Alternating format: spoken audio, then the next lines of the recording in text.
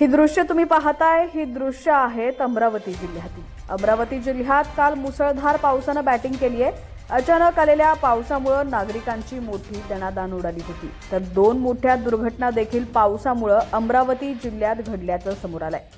मुसळधार पावसामुळे एक 14 वर्षीय बालक वाहून गेलाय, तर दोन महिला वीज कोसळल्याने गंभीर जखमी झालेल्या आहेत।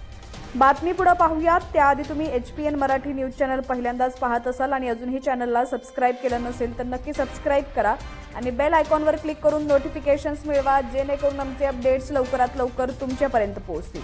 तर अचानक बरसलेल्या मुसळधार पावसाने शहरातील लालखडी भागातील अंबा नाल्याला पूर आलाय, त्यामुळे एक 14 वर्षीय मुलगा अंबा नाल्याच्या पुरात वाहून गेलाय।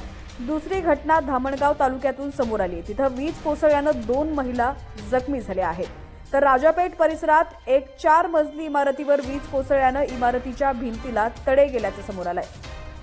अमरावती शहरात सर्वात मोठा अंबा नाला आहे। विविध परिसरातून हा नाला वाहत असतो।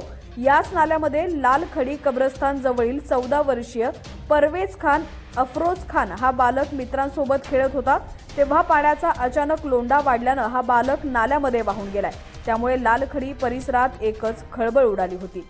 परिसरातील शेकडो नागरिकांनी नाल्याकडे धाव घेतली आहे। या घटनेची माहिती मिळताच नागपुरी गेट पोलीस सुद्धा तात्काळ घटनास्थळी दाखल झाले। या दरम्यान घटनास्थळी तात्काळ रेस्क्यू पथकाला पाचारण करण्यात आले। या बालकाचा काल उशिरापर्यंत शोध लागलेला नव्हता। तर धामणगाव तालुक्यातील शेतीचं काम करून परत येणाऱ्या दोन महिलांवरती वीज कोसळली, त्यामुळे या महिला गंभीर जखमी झालेल्या आहेत।